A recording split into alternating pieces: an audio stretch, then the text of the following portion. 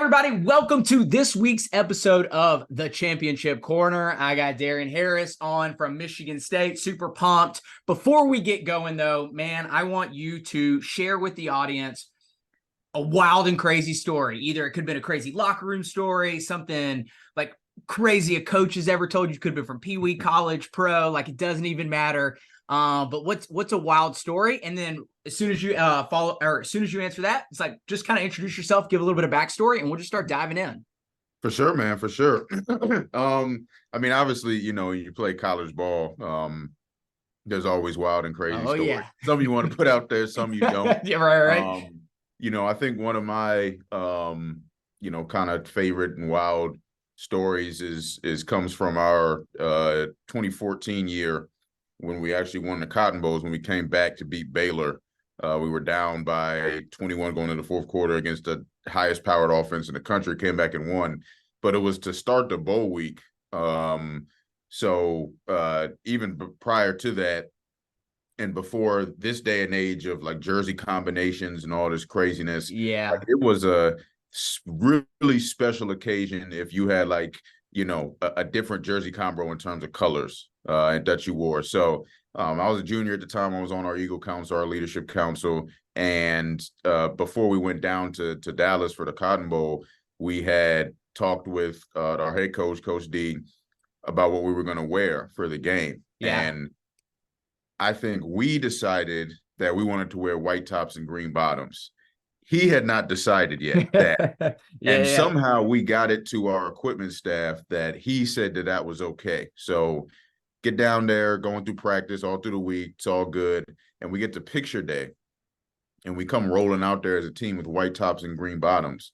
And he flips. He's like, I didn't authorize this. I didn't say this. This is not acceptable, blah, blah, blah. It's the day before the game.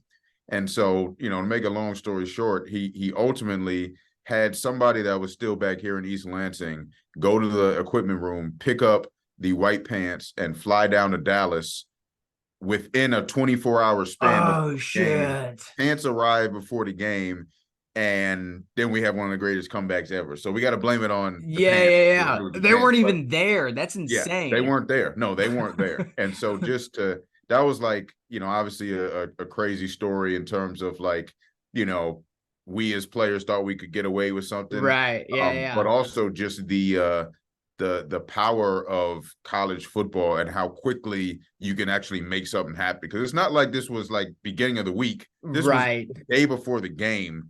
Like the game is less than 24 hours away, and we need to get 120 pairs of football pants thousands of miles away down here and make it happen. So the power of college football, right? Yeah. I know I always say it's like my background's in wrestling and wrestled at WVU, and like people always say like what was it like when you were there? I'm like, well, let me describe it to you this. My freshman year, we got 2 Gildan t-shirts and one pair of champion shorts. Right, like, that's what they're like, seriously? I'm like, yeah, man. You have no idea how good, especially with people with Nike deals and Adidas and like whoever, it's like spoiled rotten. It's a wild world. It's crazy, crazy world. Yeah, man. So if you want to just dive in, kind of give a little bit of backstory, obviously, you touched on like being a player. If you just kind of want to bring us up to speed on like who you are, where you were, and like where you are now, like, and kind of dive in like kind of what you're doing. For sure. So, played at Michigan State from 2011 to 2015, and had a really successful career here. Really loved my time here at Michigan State, and felt like if I ever got an opportunity to come back in some capacity, I'd love to do that. To be on staff to help empower student athletes to have a great experience like I did, and even to take it to the next level. So kind of fast forward through my professional playing days and, quick stint in corporate America when Coach Tucker was hired in 2020. He brought me in as director of player engagement to do all of our off the field programming, and kind of grew with that role and, created some new programs and got involved in some other spaces. And then most recently, as of 2 weeks ago, transitioned over to administration as our assistant AD for NIL and Special Advisor, athletic director. So it's been a really successful, I'd say, transition the last couple of weeks. Obviously, it's different. It's been a lot of work, hit the ground running.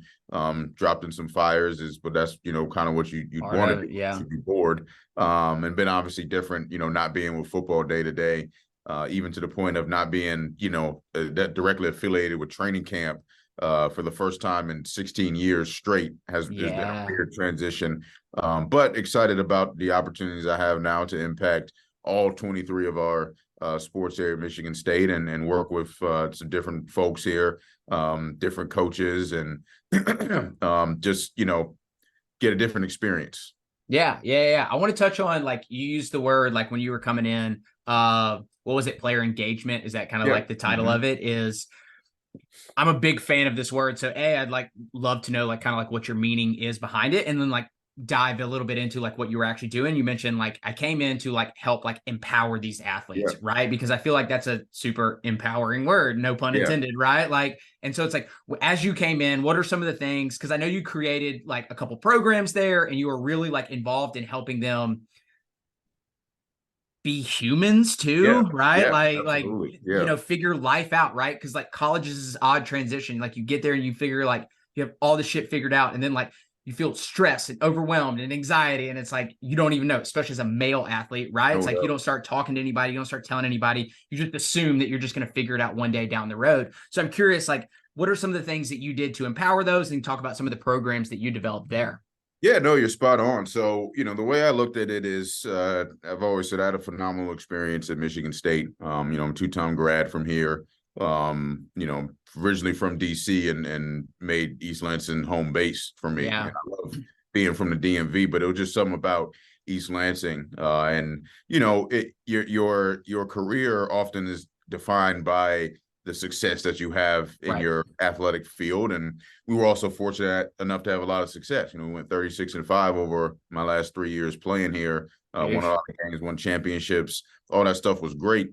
The one thing that I felt like we weren't able to explore and take advantage of, though, was the network and the resources that Michigan State has to offer. And you look at, what we call regular students, even though I don't really like using that term, but Right. non-student athletes, and you see, when they're going to career mixers and career fairs and they have internships and they're getting shadow opportunities and they're studying abroad and they have all these experiences that get them on the path to professional success, essentially right when they graduate. Now, as a student athlete, particularly in the sport of football, your focus is on becoming a professional athlete and making the 100%. NFL. And we know Yeah. that. And so with that comes some sacrifices of maybe you can't do internships as much or study abroad or things like that. But I always felt like there were opportunities out there that we just weren't tapping into because we didn't have anybody to facilitate it. And so that was like the beginning stages of, okay, I want to be in a space where I can just help these student athletes facilitate opportunities that's going to be impactful for them and meaningful for them at any point in their life. And so, for me, as somebody that grew up doing a lot of different things, I was in Boy Scouts, I played saxophone, I played a bunch of different sports. I thought school was cool. I got good grades. Like, my parents exposed me a lot of different things. I wanted to take that mindset and spread it to everybody and say, hey, it's okay to be interested in other stuff. It's okay to be involved in other things. Like, there's nothing wrong with that. And you may try something and decide ultimately, like, hey, I don't really like this. It's not for me. That's totally okay. But we're not going to be siloed into just being an athlete or, quite frankly, just being a student. We're going to explore a lot of different things.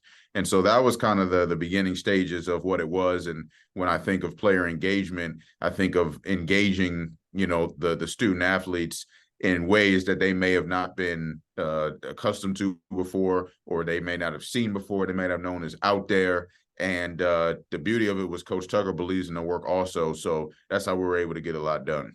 Yeah, I'm curious how, like, did it change? Did it develop in terms of, like, at the beginning, how open-minded were they to it, right? Because it's something new. Like, we don't like change. It's like I'm on this path. I feel comfortable. Like, I'm not too overwhelmed. I'll figure out that stuff, like, later on. Because only focus on plan A, right? And it's like Yeah. this culture of like hustle, hustle, hustle, hustle, hustle, right? Like even when I got into like starting my own business, it was like this hardwired belief. It's like, if you don't work 20 hours a day, then you suck, right? Like, and it was like, whoa, no, like that's not, like, you do need sleep. It isn't okay. So I'm curious, like how open-minded, and then like how have they become more open-minded? Do you see more like participation, so to speak, in terms of like those conversations and people taking advantage of the resources that are there? Because I think it's a Tony Robbins quotes, right? It's like, we don't lack resources, we lack being resourceful. Yeah. No, So yeah. yeah, it was it was an interesting situation, that you mentioned that, because we started as a staff in 2020. So we started in February of 2020, and a month later the world shut down. Totally. And what actually ended up coming from that as we moved into the summer was we literally can't play football. Like, Oh yeah. we cannot do what you've only been focused on. So you're either going to go off the deep end, because we're telling you, like, basically you can't leave your home, you can't leave apartment, you can't hang out with each other. We don't want to get any setbacks. We don't know if we're going to have a season. We're going to have a season. We're not going to have a season. We are going to have, aren't. Now we got to do all of these different things. And so it became, okay, what do you do with a team of 120 football players that all they know during the summer is train, train, train, get ready for the season? And so then all eyes turned to this player engagement guy, and it was like, what are you going to do? But it actually ended up being a situation where you had to step up earlier, because, I had experience in knowing what I wanted to do, but not experience in working at this level. And I was 26 when you get hired, so you're relatively young. And but then it became, how can you engage these student athletes when you can't see them in person? They can't play their sport. What are you going to do? Same time, it's election year. And so there was a big push across the country to get student athletes registered to vote, or just get them education on the judicial system and the legislative system. So that was the big focus, for me, was educating them in that space, and then also engaging with them and having them engage with each other. So we created Zooms, creating Spotify playlists and judging other position groups playlists. We had guest speakers coming on, whether it was the governor or the secretary of state or other folks in the the political space, just to educate on the process. We were getting guys registered to vote online. And then as kind of things started to open up, we did a virtual Madden and 2K tournament. Yeah. Like, we were just kind of trying to come up with whatever we could do. Yeah. Engage them. And once we got in that rhythm and that routine and showed that, hey, they actually like doing these things, then we ended up having a season. And then 2021, things started to open up more. And now it's like, go. Yeah.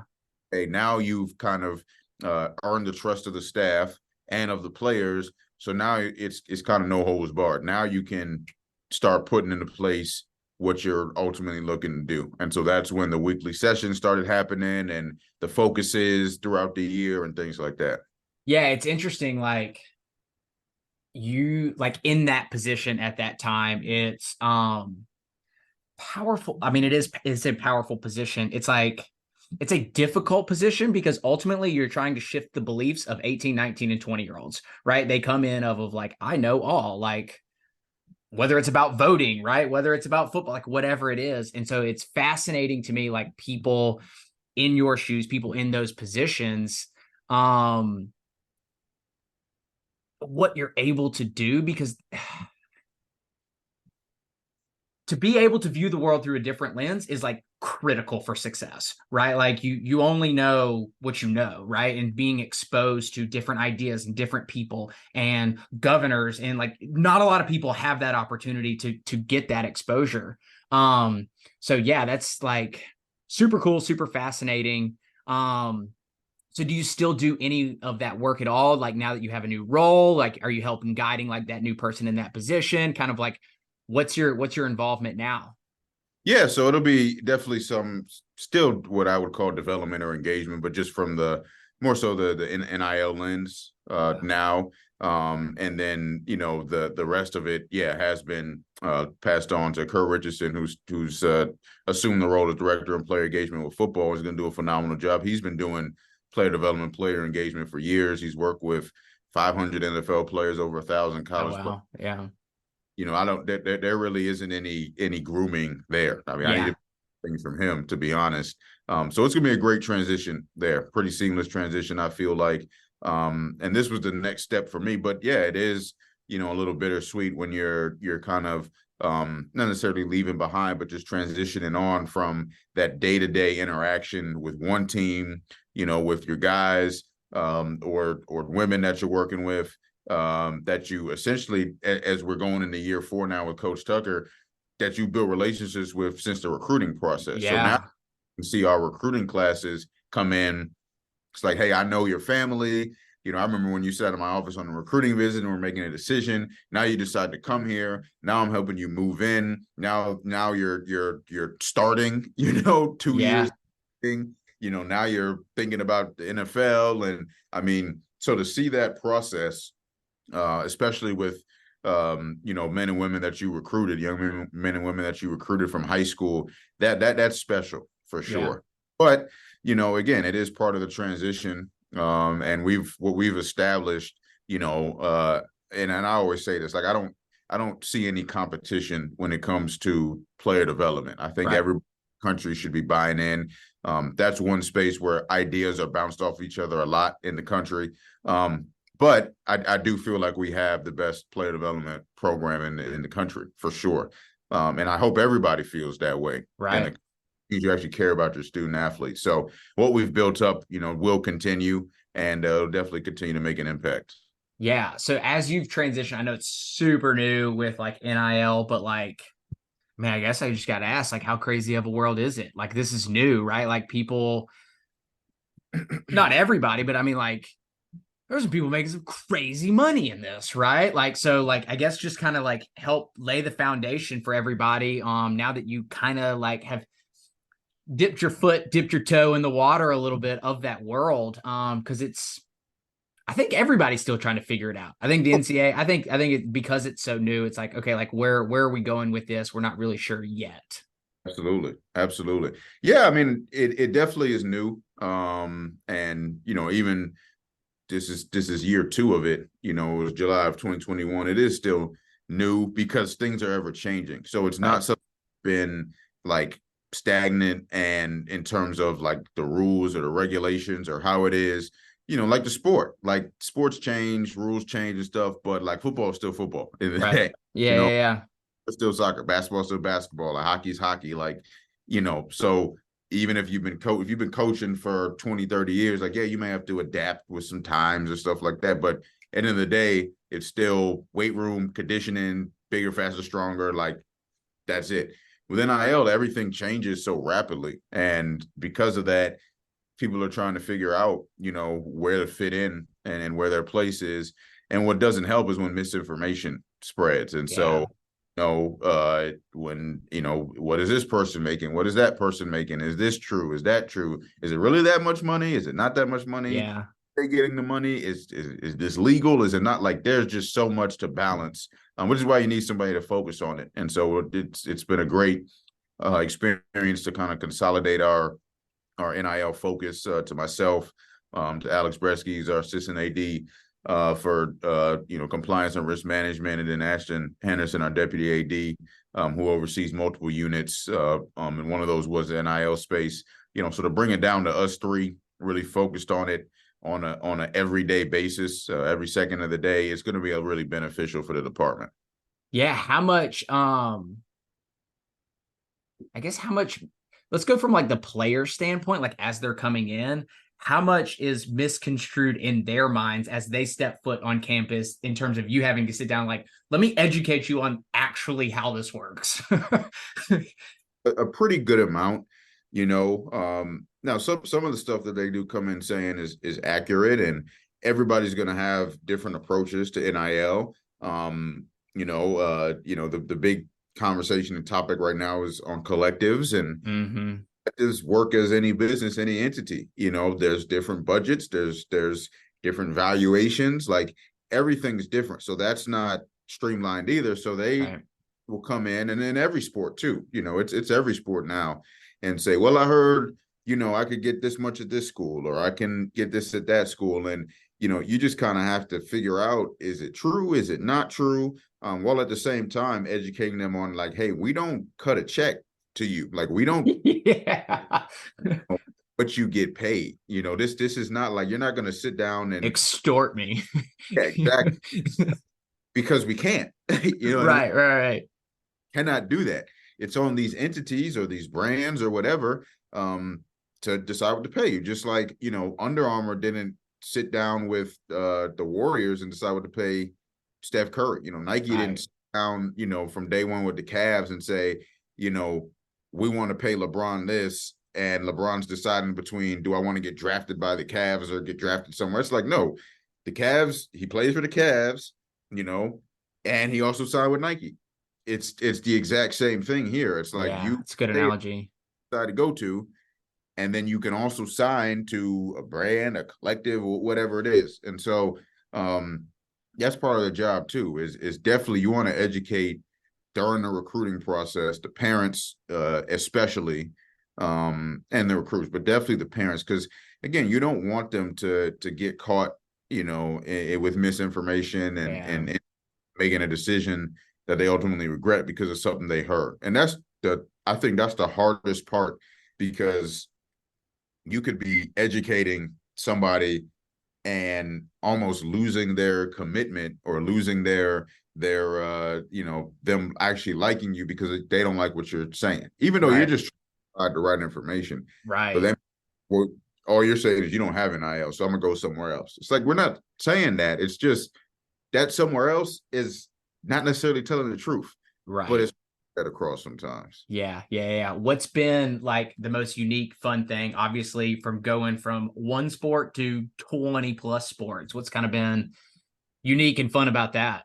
I just love getting to know these other coaches and their staffs. I've traveled around the campus already to different athletic venues and sat down with coaches to either introduce myself or reintroduce myself, or just to, like, hey, I already knew you, but we never actually sat down and had a conversation. Right.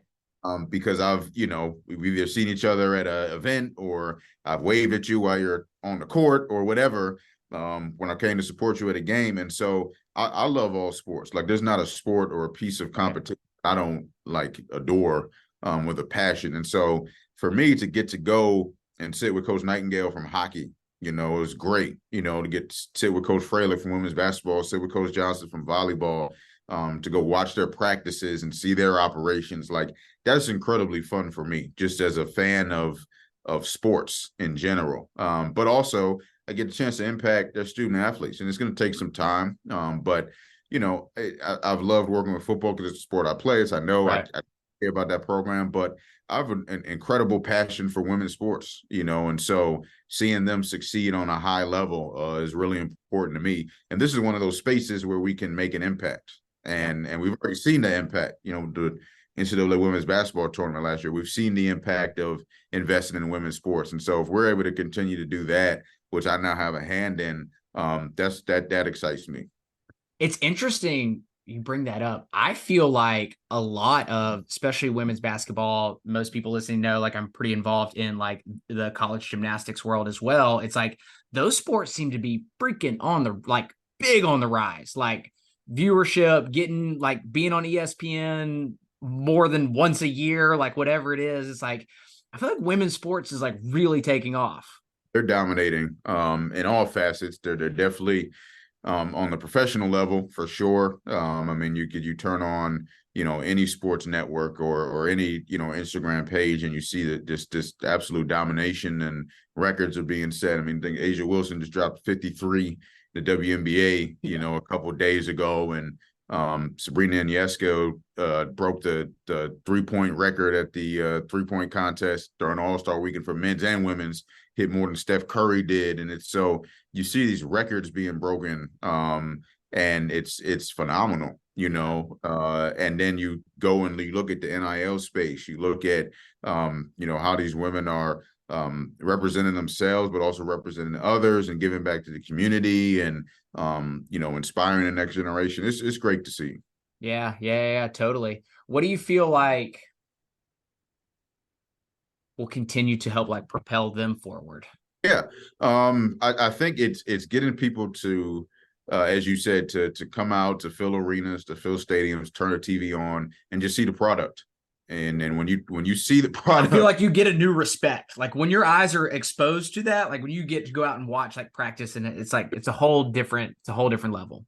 branding, it's marketing, that's anything. That's how any sports entity, comes up and builds, is how do you go out there and get people to show up? And that, through your engagement on social media nowadays, and sometimes it's just going out there and door to door, literally or figuratively, going around and getting people into the arenas and the stadiums. And then once they're there, that's how they get hooked. That's something I focused on last year, was taking our football team to every sporting event on campus, sometimes without the push, you just don't even think to go, which is okay. You got a million things to think about. So again, that's what that facilitation piece comes in. So, I took them to hockey, and you can imagine, it's team football guys. So 75% of the team had never been to a hockey game before, which is fine. Like, it's okay.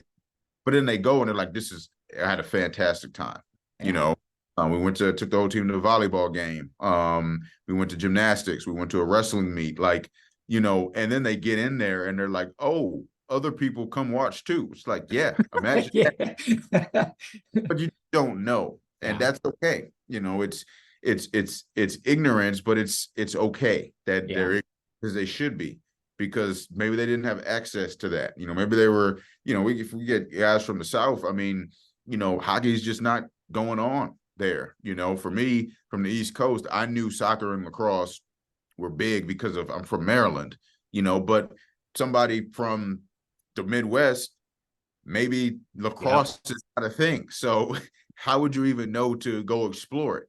So, when you look at it through that lens, like, just getting them to go to these different things. And then with that, like, if we put out a Twitter post or X or whatever it is now that, hey, football was at the volleyball game, that's going to get more people out. Yeah. Football was here, because everybody's going to go to football and men's basketball, but come to a gymnastics meet when we're in a rivalry match, it's packed. Volleyball set attendance records last year. There's over 7,000 people at every match, every game.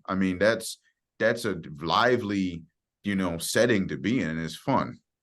Yeah, I had a business partner from Mississippi, football guy, played ball at Bama. Like, I was wrestling. They don't have wrestling in Mississippi. So when we first met, he was like, what do you do?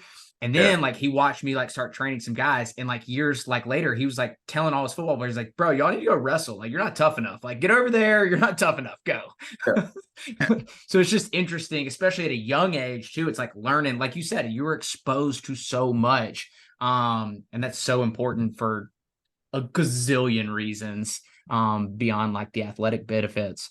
One thing I want to ask too is how involved are you, or how much do you see just building personal brands, right? Especially in the football realm, or really in any sport. If you're a big name, it's is that within the NIL realm? Is that something that you guys educate on? Or is that more in I guess, is there a social media type department that sits down with them? The NIL realm, personal brand and development is what I call kind of the fifth piece of the holistic 360-degree student athlete experience. So it used to just be academics, athletics, of course, and then they added in oh, hey, there is, the spiritual, mental, emotional side that's pretty important, and then hey, social life, we can't forget that piece. So that was the big four when I was playing, and now personal brand is the fifth that you have to add in. If you're not focused on that, I feel like you're kind of doing your student athletes a disservice. So it is hard to get all five in terms of fitting it in and finding time, but we do. Have a brand development program that we call Define You, and it's just focused on personality development and social engagement, community impact, content creation, all those types of things. And it's still growing, it's still building. But some of the main focuses for now are public speaking training. That's Yeah. thing that we're big on. And how do you galvanize an audience and how do you tell your story? What are the tools to do that? Because that's the number one way and kind of the first step into being an influencer. Just tell your day-to-day story, because that's all people really want to know. Entertainment. Yeah, period. So we focus on that, and then we've expanded to pitch decks and media kits is coming next and things like that. Because if you're not bought into that, and because that's what the student athletes care about, then you're not really meeting them where they are, and that's what we're here to do. Well, it's interesting. Even like when I reached out to you, it's like the power of stories, right? It's like that's why I want to have these conversations, because I feel like I can get on and tell the same story over and over and over again, or you could like behind closed doors tell me your story and be like, let me tell you this. Like it doesn't work that way. It's like when somebody sits down, it's like a movie. It's why movies move people, right? It's this idea of directors are just master storytellers. And I think that we as people, whether we want to build our own brand, whether we want to build a business, like whatever it is, if we want to move somebody, if we want to create certainty and build somebody to actually take some action, it's like has to be done through like stories where people can just feel understood, right? Like ultimately that's, as human beings, it's like that's what we want. We want relatability, we want connection, we want trust, we want to feel like understood. Yeah, so I have been curious in terms of like how that's built into like a lot of these programs versus people just randomly posting all the time on social media. Cool. So a couple more things I want to like tie in. I want you to go back and talk about like the foundations of like, because there's not a magic bullet, right? Like success leaves tracks. It's like one of the athletes called me up, told me the other day, they're like, oh my God, I read all these books and it's like, you guys are saying like such similar things. I'm like, crazy, right? Like I told you, I didn't make any of this up, right? I didn't claim to be like this super genius in that way.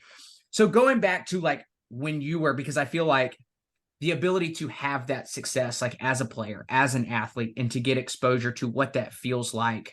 What do you feel like enabled you personally and as a team to achieve the level of success that you experienced, to be able to like help them understand it's like creating high performing teams, it's not magic, right? There's just basic fundamental things, and if you guys will focus on the basics, right, like we'll be able to build that. So what how do you relate from what you experienced into like now? Yeah, I mean, like you said, it's really not about reinventing the wheel. It's the blueprint's already there. And I think for me and for the success that we had, it was one about just willing to be coached. I mean, that was a big that is again, it seems so simple, but you and I both know it's not. You're just willing to be coached, and willing to be realistic, about our place on a team. My dad was really instrumental in that, having gone through it as a a high level athlete himself. He was like, listen, dude, like you're probably not going to play for your first couple years. So I don't want to, you're not calling. I don't want to hear Don't any call home. like you can, control what you can control. And that's your attitude, your leadership, and being in shape. That's what you can control. And if you do those things, you can get an opportunity. And so lo and behold, that's what happened for me. You red shirt, because everybody red shirted at that time. Yeah, it's crazy. Break the special teams, and then you play a little bit, and then I got my break actually in the Rose Bowl, because the player in front of me couldn't play in the game, and I give him a break in there, and then all of a sudden you're part of a great game-winning play, and then you start for 2 years, and you get a chance to play in the NFL. Like but if I had gotten upset because I had the red shirt, or because I only played special teams my second year, and then played if we were up by 100. And third year was really just special teams and playing on third down, then it wouldn't be at this state at this point. And so just having that patience and being realistic, I think is really critical. I want to ask you something with that. So the idea of like patience, because like the portal, right? Like that's a big topic, and we don't have to go like super in depth in it. But do you feel like a lot of like, we can call it this generation, this group of athletes is, I don't want to say like, do they lack the patience of like just letting things develop, whether that's being on a team or whether that's sweeping the floors at a company to be able to be like, a board member one day? Like, I feel like, it's like kind of the David Goggins, like you got to be able to callous the mind, right? It's like, I feel like that's kind of a lost art a little bit. Yeah, I mean, I think a little bit, and it's tough because I see the benefits in the Totally. I portal. mean, there's a balance, 100%. I mean, we get a kid named Kenneth Walker III 2 years ago, and he's the best player in college football, that you get from the portal. But I think that when you take an example like that, he was looking at his situation as, I have a real opportunity to make an impact as the Mm, guy, mm, and just not quite getting that. But it was being realistic about the situation. And so if you're realistic about your situation and you feel like it's better served looking for another opportunity, it's more power to you. yeah. It's getting in too early, or just on some usual frustrations that you're gonna face. Like, you're going to be frustrated if you're not playing. You're going to be frustrated because people from home are saying, "Why aren't you out there? Why aren't you trying? I thought you said that you were going to start." Like, it's natural, but how are you navigating that? And really, again, being realistic, and saying, sometimes taking a step back and saying, "Hey, maybe I'm not ready," which is Yeah. the hardest thing to do as an True. athlete, Being especially honest. because everybody was great in high school, or else you wouldn't be at this level. But maybe taking a step back and saying, I'm not ready yet, but I'm progressing to get to that point, And so that's kind of how I'd approach that. Yeah. Is it similar the next step? Like as you go into professional sports, do people kind of like have to learn, maybe not everybody, but have to learn a little bit of that patience too? It's like, because I mean, the gap narrows, right? Like, Narrows tremendously to the point of, like, you have to really be extremely realistic, as I have a chance here, or my chance is dwindling down, and it's time to put some of those skills that I learned leading up to this point to something else. But yeah. we all hit that. I was Yep. done playing at 25. I didn't think that was going to be the case. I thought, like everybody, I was going to play for 10 years. Played pro ball for 2.5, for 3, and then that was it.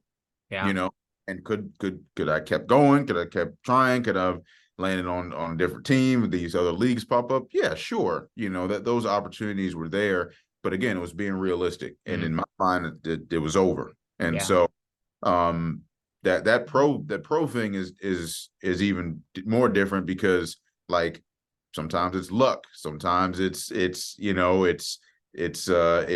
circumstance, like Yeah.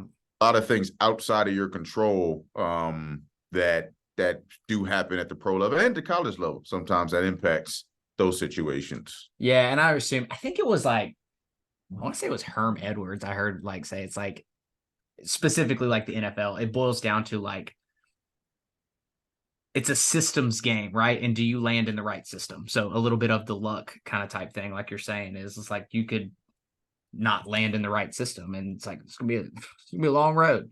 Right. No Yeah, doubt. No yeah. doubt. So last question. So again, one of the big reasons, obviously, to be able to like share stories of like why like continue on with this podcast, but I believe is like we all have like a core message that we want to deliver to the world, and most people like, my core message is like, I truly believe that like we're the creators of our lives. Like we get Yep. to create the experience, we get to create the identity, we get to create how we show up, and like what superpowers we bring to the table every single day, and how well we want to create, or how well we want to continue to develop those and double down on those and continue to learn, and all the things, right? And so I ask you, if you were standing in front of an audience, if you were in the middle of a stadium with 70,000 people and you could only deliver one message, what would your core message to them be? I would say, self-confidence, just confidence in general, take you a long way. And, we're all at different levels of that. We're all at different stages of being able to look in the mirror and you know, have that confident vibe and feel about you for whatever you have to conquer for that day. But you know, again, like we've been saying, it's not about reinventing the wheel. Right. And for me, it's from a biblical sense, God made you in your image, in his image, and so you are who you're supposed to be. And if you can find ways to be comfortable in who you're supposed to be and comfortable being you, especially in this day and age, it's going to take you far. And by far, it's just, you're going to live a successful life that you see fit as success. And I think that's one of the hardest things to do nowadays because of social media, because it's so easy to compare, because it's so easy to put somebody down and to cast somebody aside and to have Twitter fingers, like Drake used to say, and talk about folks. And so sometimes you're not always comfortable being you or expressing who you are. And I'm just thankful to have been raised as somebody that accepts everybody, essentially for who they are. And as long as you're not harming somebody, it's all good. Like, man, it's all good. I think that that's such like a deep, like, you can literally, like, again, like my belief, you can have whatever it is you want, as like, so long as, like, morally and ethically speaking, like, you're not you're not impeding on anybody else's way, right? Like, you can have all the money you want, you can have all this, like, there's enough of it to go around for everybody. So, well, man, I appreciate you jumping on. I appreciate the conversation. Again, like, I truly believe, like, stories are what move people. And my goal of, like, continuing to have conversations like this is that, people can just take one piece away. It's like reading a book. I don't believe it's like to implement the entire book into your life. I think it's like, oh man, like, that really hit home. I can totally resonate with that. And it just pushes people to take action, because I feel like if you hear somebody else, it creates a little bit of certainty within yourself. And when you have a little bit of more certainty, you're willing to go out and try things, take risks, take on challenges. So, man, I appreciate it. And to everybody else out there, you guys kick off next week. Yeah, we 8 days. So 8 days. Who you guys open up with again? Michigan, night game. Those are always in-state games are always good ones. Yeah. I'll be excited. I'll be following along this year. So hopefully you guys will continue to follow along. Until next week, love you guys. Talk with you soon. Peace.